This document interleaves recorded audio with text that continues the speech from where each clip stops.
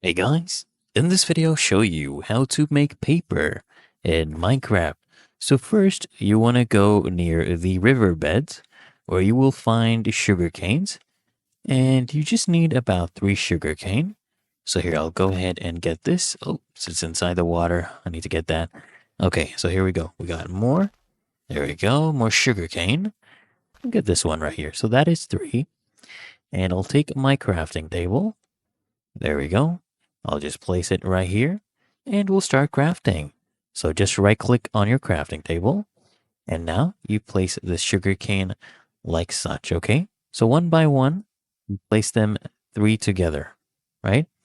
So you have to place them like such. So one here and the other one here and the third one here.